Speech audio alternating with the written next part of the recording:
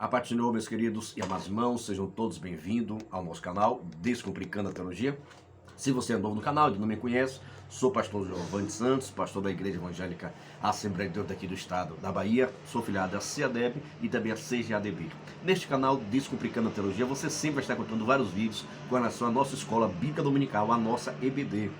Toda segunda-feira estou comentando a lição dos adultos, toda terça a lição dos jovens, toda quarta a lição dos juvenis, toda quinta a lição dos adolescentes. Sexta-feira sempre estou folgando, mas de vez em quando eu posto algum vídeo em relação também à escatologia, relacionado a alguns subsídios teológicos para a própria EBD, tá bom? Eu sou autor desse livro, tá vendo? Descomplicando a Escatologia, onde eu falo desde o arrebatamento até Novos Céus e Nova Terra. Vou deixar aqui na descrição desse vídeo várias playlists da nossa escola bíblica dominical. De todas as classes, eu vou deixar uma playlist para que você possa assistir os nossos vídeos, assim tiver interesse, tá bom? Vou deixar também uma playlist só com vídeos de escatologia. Vários vídeos de escatologia. Para mim é um curso completo, grátis, para você assistir desde o arrebatamento até Novos Céus e Nova Terra. Vou deixar aqui também na descrição o link do meu site, onde você tem acesso a vários cursos, tá bom? Cursos da própria igreja, cursos teológicos.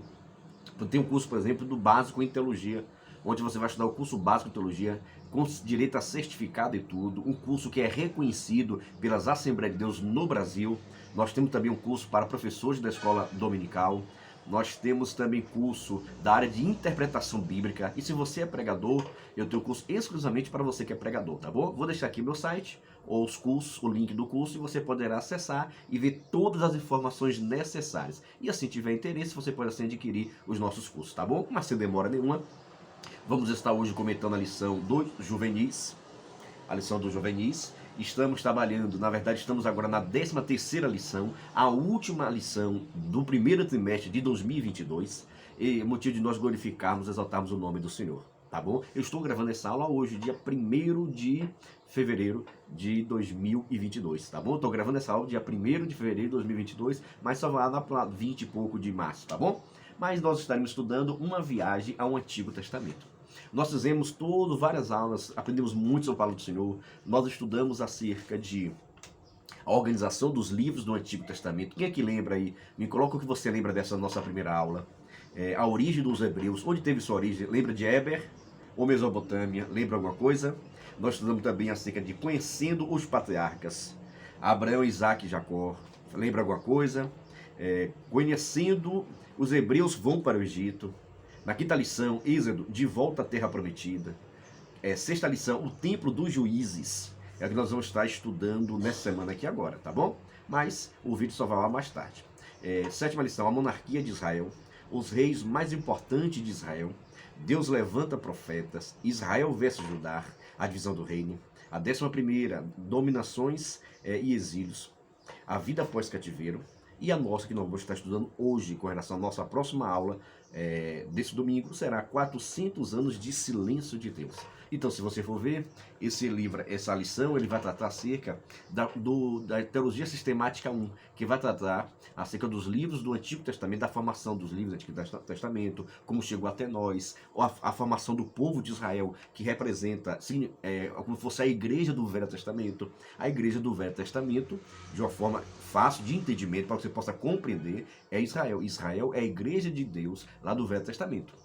Mas vamos estar estudando hoje a nossa última lição. Que Deus possa se estar lhe abençoando. Gente, aprendeu muita coisa. Coloca aqui nos comentários o que mais se destacou nessa lição, tá bom? Coloca aí para que nós possamos assim estar respondendo, tá bom? Então vamos lá. Vamos estudar hoje 13ª lição, 400 anos de silêncio. Quero dizer para vocês que muitas pessoas desconhecem essa informação. Mas do livro de Malaquias, que é o último livro do Velho Testamento, até o livro de Mateus, que é o primeiro livro do Novo Testamento, foi cerca de 400 anos para ser escrito. Até mais um pouquinho do que isso, tá bom? Mas em média é dito como 400 anos, que é dito como o silêncio de Deus. Alguns livros chamam do período interbíblico, é o período interbíblico. Então, do livro de Malaquias até o livro de Mateus, se passaram cerca de 400 anos. E por que nós chamamos assim o período do silêncio? Aqui até chame o período negro da história. Por quê? Porque é um período de silêncio, porque é um período negro, porque foi nesse período ao qual Deus não se comunicou com o povo. Deus não falou com o povo. Deus não levantou nenhum profeta do meio do povo. É isso aí. Claro que houve várias manifestações, houve muitas guerras e assim por diante, mas de uma forma geral, Deus não levantou nenhum profeta para falar, para aconselhar, para corrigir o povo e assim por diante. Então, por isso nós falamos que é o período do silêncio de Deus para com o povo de Israel. Tá bom? Então, quando nós falamos de 400 anos de silêncio, nós estamos falando do período negro da história, nós falando do período interbíblico da história, onde vai sair de cena, sai aquele de cena, o Império Babilônico, que nós vimos, depois o Medo-Persa, que nós vimos, depois vem entrar o período da Grécia, o período grego, o Império Grego, e logo após o Império Romano, tá bom? Esse período interbíblico demorou, ficou mais focado no Império chamado Grego e posteriormente no Império Romano. Foram dois impérios que reinou nesse período aí de 400 anos da história. Tem uma caneta que vai ser interessante você fazer algumas anotações, tá bom? Esse período de 400 anos é um período muito importante para a própria formação da civilização, para a própria questão do cristianismo, para a questão do judaísmo, para a questão dos judeus. Foi um período muito importante. Veja só algumas situações que se destacaram, alguns grupos de pessoas que se formaram nesse período de 400 anos. Período esse que vocês vão ver muitas coisas no Novo Testamento, no livro de Mateus, de Marcos, Lucas e João. Vocês vão estar vendo algumas referências também de alguns grupos que se formaram nesse período de 400 anos. Aqui, por exemplo, no 400 anos se destacou a questão da Talmud, que era a lei oral do povo. Então o Talmud se destacou nesse período dos 400 anos. Nesse período também se destacaram grandes sinagogas. Grandes sinagogas. O que são sinagogas, pastor? Era o lugar onde aconteciam as reuniões. Era um salão onde aconteciam reuniões religiosas. Já que o templo tinha perdido muitas vezes a sua identidade. As pessoas já não tinham mais aquele hábito do templo, até porque o templo já não tinha aquela mesma famosura, por tantas perseguições que tinha, não tinha condição de ir para Jerusalém. Então se criava em vários lugares pequenas sinagogas ou grandes sinagogas para se estar ensinando a palavra de Deus. Tá bom? Teve origem exatamente nisso, Esdras, Neemias, depois daquele período, e principalmente se destacaram nesse período interbíblico. Também vai acontecer o que nós chamamos da Septuaginta, para você ver. Foi até Alexandre o Grande, que vamos falar, tem uma coisa maravilhosa para falar sobre ele, sabe? No dia que Deus falou com Alexandre o Grande. Mas vejamos, a Septuaginta nada mais é do que no Velho Testamento, a Bíblia Sagrada foi escrita no hebraico. Mas a língua hebraica começou a ser esquecida, começou a ser deixada de lado por causa das várias invasões e a cultura começou a se perdendo. Então, nesse período interbíblico, a linguagem que estava sendo utilizada, a língua mais famosa, a língua mais que tinha destacado era a língua grega. Só que a Bíblia Sagrada estava escrita na língua hebraica e poucas pessoas tinham conhecimento. Aí Alexandre o Grande pediu que fosse traduzido do hebraico para o grego, para que pudesse constar dentro da sua própria biblioteca esse livro. Olha só a importância. Então, se reuniram cerca de 70 ou 72 grandes escribas, homens renomados, homens importantes, sérios, cerca de 70 a 72 escribas. E para traduzir a Bíblia do Velho Testamento do hebraico para o grego. E essa tradução ficou conhecida como Septuaginta. E foi essa tradução que Jesus leu lá no templo. Foi essa Septuaginta que Paulo pediu para que pudesse ser lido. Então a Bíblia que Jesus lia no Novo Testamento, quando entrou no templo, quando era criança e assim por diante, era exatamente a Septuaginta, que é a tradução do hebraico para o grego, porque o grego era a linguagem falada e mais conhecida em toda a terra, era a língua grega. Tá bom? Então Septuaginta fala disso. Depois também ganham grande destaque os livros chamados livros apócrifos, que foram livros que não tiveram inspiração de Deus, já que Deus estava em silêncio. Mas mesmo nesse período de 400 anos em que Deus estava em silêncio, vários livros foram escritos, mas esses livros não tiveram a inspiração divina, logo não entrou no nosso canor, na nossa Bíblia Sagrada, porque não foram inspirados. Tem muitas controvérsias neles também, tá bom? Eu tenho aqui até alguns livros, aqui. Tem essa aqui, ó, uma coleção, comprei recentemente, está vendo? Os livros apócrifos. Livros apócrifos. Aqui vão ter vários livros apócrifos, não somente desse período interbíblico, mas vai ter também do período desse que nós estamos falando. Por exemplo, a Igreja Católica, por exemplo, ela na sua Bíblia tem cerca de 7 livros que foi escrito nesse período aqui do silêncio de Deus. São livros que nós chamamos apócrifos, porque foram livros que não tiveram inspiração de Deus. Mas não quer que sejam livros amaldiçoados ou assim por diante. Só não serve como doutrina. Eu só não posso pegar o que está escrito naqueles livros e fazer disso uma doutrina. Tá bom? Por exemplo, a doutrina da Igreja Católica com relação aos mortos parte desse período, por causa do livro de Macabeus, que sugere a oração pelos mortos. Então nós não fazemos isso porque não é o mandamento bíblico. O que dá essa alusão, essa permissão, o que fala sobre isso é esse livro de Macabeus, que é um livro apócrifo sem inspiração de Deus. Por isso nós não aceitamos, tá bom? Então, nesse período também chamado dos 400 anos do silêncio de Deus, aconteceu também o surgimento de alguns grupos diferenciados. Dentre eles, o grupo dos fariseus. Lembra dos fariseus? Iniciou nesse período interbíblico. Qual era o grupo dos fariseus? O grupo dos fariseus iniciou com o propósito de ser os guardiões da fé, de ser aquele povo separado, que estivesse focado nas coisas de Deus. Mas com o passar do tempo, com o passar da história, os fariseus começaram a perder a sua essência, começaram a perder as suas características, e deixou de ser um povo que gostava de viver separado das coisas ruins, separado das coisas do mal, e começou agora a ser espécies religiosos. Porque começou a colocar pesos que nem eles próprios conseguiam fazer, começou a colocar nos outros. Então surgiu nesse período os 400 anos. Dentre ele também surgiu os chamados saduceus. Os saduceus nós podemos colocar que são aqueles povos a sociedade mais rica, a nata da sociedade, aquele povo assim que tinha mais condições financeiras, é que faziam parte dos saduceus. Existiu também os chamados os essênios. A Bíblia Sagrada vai mencionar por alguns períodos a questão dos essênios. Mas os essênios, irmãos, é um grupo bem diferenciado. Os essênios, por exemplo, viviam de uma forma nômade. Vivia de um lado para o outro, vivia isolado dentro dos matos, vivia uma vida separada da sociedade judaica, até porque dizia que toda a sociedade vivia no pecado, então eles se separaram, viviam afastados. Há quem diga que até João foi um essênio, mas eu particularmente não acredito nisso. Mas posteriormente vou fazer um vídeo sobre essa relação, tá bom? Mas os essênios surgiu também desse período, pessoas que se afastavam da sociedade e iam viver nas cavernas, isolados do povo, para que assim pudesse estar buscando a Deus. Amém? Existia também os grupos chamados herodianos, que eram os seguidores de Herodes, tá bom? E isso aqui está muito focado na questão política.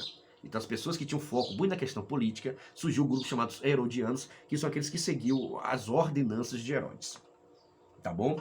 Nesse período interbíblico também surgiu um homem chamado Antíoco Epifânio, que para muitos é símbolo característico, representa bem o que nós chamamos do anticristo. Não é que Antíoco Epifânio foi o anticristo, mas a sua característica era semelhante. Por exemplo, esse Antíoco Epifânio destruiu o templo erguido, né, por Zorobabel.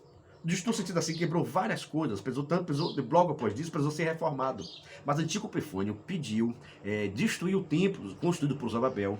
Antíoco Epifânio queria sacrificou um porco no templo do Senhor, e queria que o povo de Israel parasse de adorar a Deus. Queria que o povo de Israel começasse a adorar e começasse a comer carne de porco, algo que era proibido por Deus. Proibiu que pudesse guardar o sábado, que o povo de Israel não poderia estar guardando o sábado. Então esse Antíoco Epifânio organizou vários movimentos para destruir e matar a nação de Israel nesse período dos 400 anos. Mas é claro que Deus preservou e guardou a nação de Israel, levantando o que nós chamamos a família de Matatias, e tem a ver muito com a família dos Macabeus. Esse nome eu sei que você já ouviu falar. Os Macabeus foi uma família que se levantou contra as ordenanças de Antíoco Epifânio e do Império Romano, do Império Grego, para que pudesse assim preservar o povo de Israel. E Deus preservou a nação de Israel para não ser destruída, mas muitas pessoas morreram. E é o que nós chamamos da revolta dos Macabeus. Tá bom, até aí muita coisa, né? Eu acho que essas informações, só as informações passadas, já vale seu like, só as informações, já vale o seu glória a Deus, já vale sua inscrição, que você possa inscrever, ativar nosso sininho. Gente, nos ajude, você fazendo isso está me ajudando a evangelizar novas pessoas, tá bom? Isso aqui só foram algumas informações. Durante esse período surgiu o Talmud, as grandes sinagogas, a Septuaginta, livros apócrifos, o Sinédrio, fariseus, saduceus, essênios, herodianos, Antíoco Epifânio e revolta dos Macabeus. Lembrando que esse Antíoco Epifânio é um tipo do anticristo que virá sobre toda a terra. E quando eu falo de anticristo, eu recomendo esse livro daqui, olha, Descomplicando a Escatologia, o livro que eu fiz. E também vou deixar aqui um curso com um link que você vai acessar do nosso pastor Napoleão Falcão. Você que gosta de escatologia e gosta de estudar, o pastor Napoleão Falcão tem um curso só de escatologia que ele próprio está ensinando. E eu vou deixar aqui o link do site e lá você vai ser direcionado para o link para você estar conversando e vendo se tem interesse em tomar o curso com o pastor Napoleão Falcão. Tá bom? Mas vamos lá para a nossa introdução, no ponto 1. Diz assim: o período interbíblico, atividade profética na Bíblia. Então, nesse período de 400 anos, o silêncio de Deus. E quando é que Deus quebra o silêncio? Quando aparece João Batista pregando no deserto. Então, passa 400 anos sem Deus levantar nenhum profeta. De repente aparece João Batista pregando a voz que clama no deserto, profetizado por Isaías. Cumprindo a 100% de Isaías, aparece João Batista pregando no deserto. É nesse período aqui que Deus pega e levanta o profeta chamado João Batista, que depois dele, ninguém mais se levantou nesse ofício de profeta. Tá bom? Então, João Batista foi o último profeta levantado por Deus. Após isso, ninguém mais é levantado com esse ofício de ser um profeta de Deus. Existe hoje sim o dom de profeta, o dom da profecia, que Deus pode usar qualquer uma pessoa. Mas o ofício de profeta não tem. Hoje o ofício tem pastor, tem evangelista, tem diácono, tem presbítero, tem anciãos e assim por diante. Tá bom? Aqui agora vê o silêncio de Deus, 400 anos, que Deus para e deixa se comunicar. Segundo item, o contexto histórico da época, a dominação grega. Você sabe muito bem que o Império Babilônico caiu, depois o Medo-Persa veio, né, subjugou a Babilônia, depois o Império Grego subjuga agora também o Império Medo-Persa. Em destaque, vai destaque aqui a questão de Alexandre o Grande. Deixa eu contar uma história sobre Alexandre o Grande. É nos contado o seguinte: Alexandre o Grande, ele tinha mandado um recado para o sacerdote, para o líder de Israel, dizendo: olha, pode se preparar, porque eu vou invadir a cidade e vou subjugar todos que estão nessa cidade, e destruirei todos. Mas eu quero que vocês me sigam, eu quero que vocês estejam me obedecendo.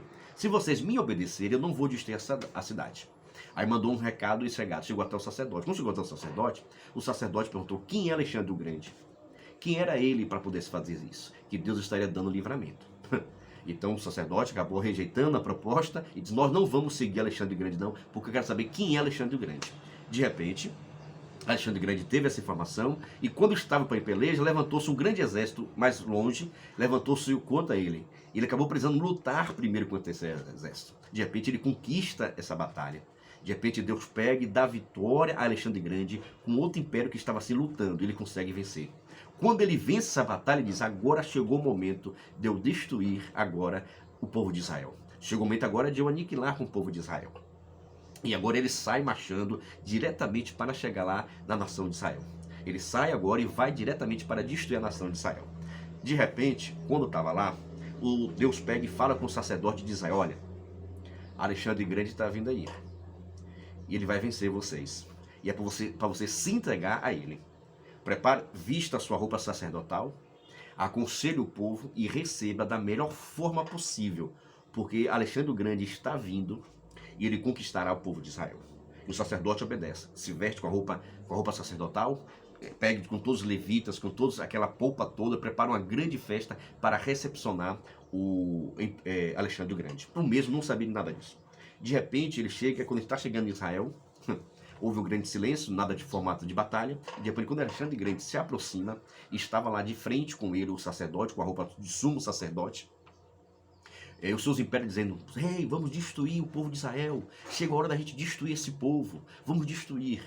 Aquele exército de Alexandre o Grande de um lado, o sacerdote com a sua tribo de Levi, com o povo de Levi, cultuando o Senhor, agradecendo a Deus porque tinha chegado aquele momento, porque Deus tinha mandado. De repente, Alexandre o Grande se levanta. Aí os seus soldados dizem: por certo, agora ele vai destruir esse sacerdote. Alexandre o Grande se levanta, desce do seu cavalo, vai ao encontro do sumo sacerdote, e quando ele está de frente ao sacerdote, ele se joelha. Ele fica de joelho. Os seus soldados, ninguém conseguiu compreender por que isso. E começaram a questionar: Alexandre, como é que o senhor está fazendo isso? Como é que o senhor é um grande imperador, o senhor é um grande homem, o senhor veio para conquistar, o senhor pega e fica de joelho? Como é que isso pode acontecer? Como é que isso vai acontecer? Tu, Alexandre Grande, não pode não. Aí de repente Alexandre Grande se levanta e diz: eu estava na minha casa, eu estava no meu aposento, e eu vi um homem semelhante, vestido com essas roupas, vestido desta forma. Ele tinha me dito que eu seria vitorioso nas minhas batalhas. Então agora eu estou entendendo que o Deus de Israel foi o Deus que me chamou e me separou para essa grande obra que eu estou fazendo. Então eu estou aqui e tenho sido vitorioso porque o Deus de Israel tem me guardado e tem me protegido. Então, irmãos, a partir desse momento, Alexandre o Grande, ele toma Israel, toma posse de Israel, convida vários israelitas, vários povo de Israel para que pudesse fazer parte também do seu exército. E assim inicia um período de muita bondade também, de muitos privilégios para o povo de Israel. Isso por quê? Porque Deus tem suas promessas. Então Alexandre o Grande foi o homem que Deus levantou Olha, você talvez não sabia disso, viu?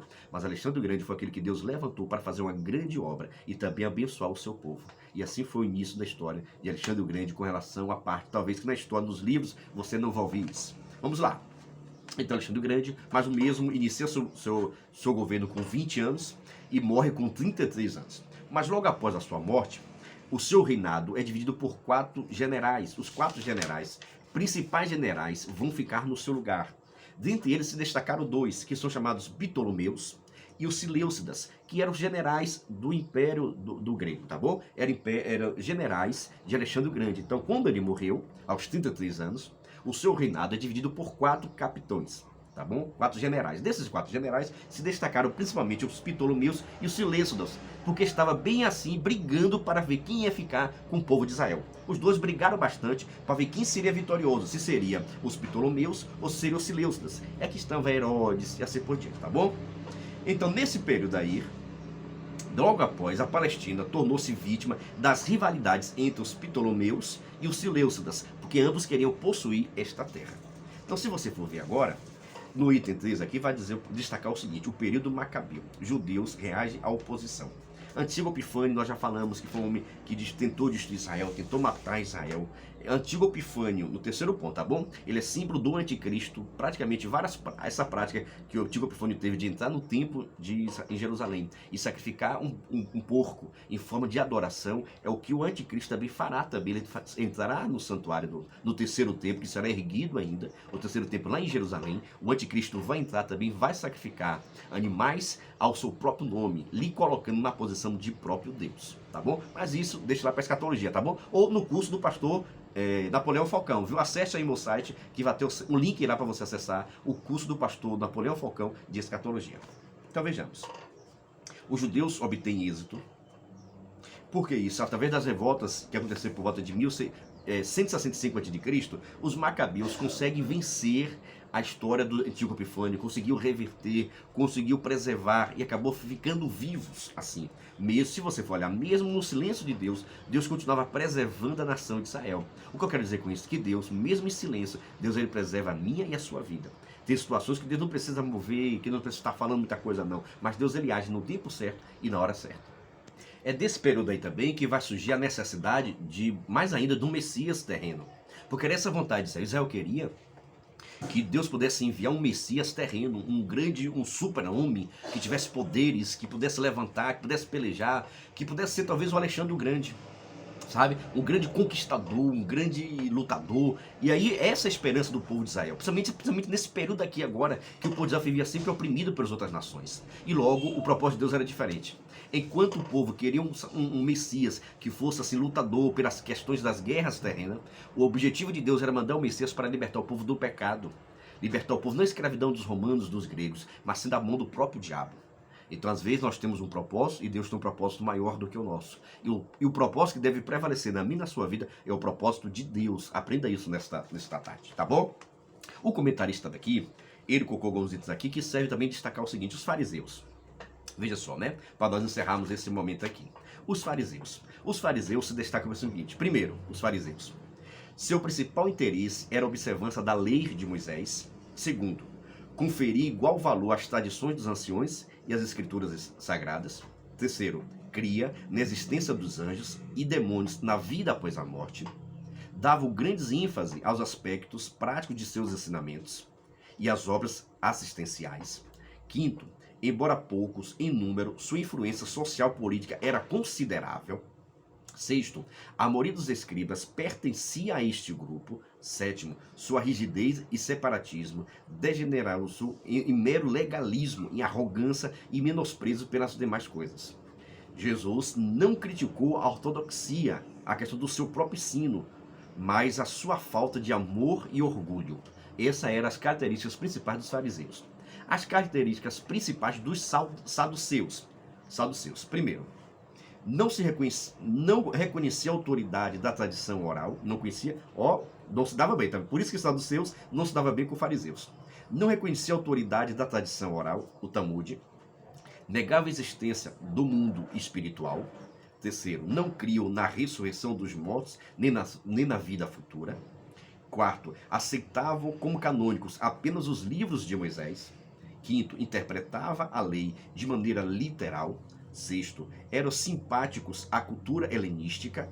Sétimo, contava de pouco apoio popular. E oitavo, eram reininhos adversários dos fariseus. Então, se você for ver, por isso que sempre tinha várias divergências.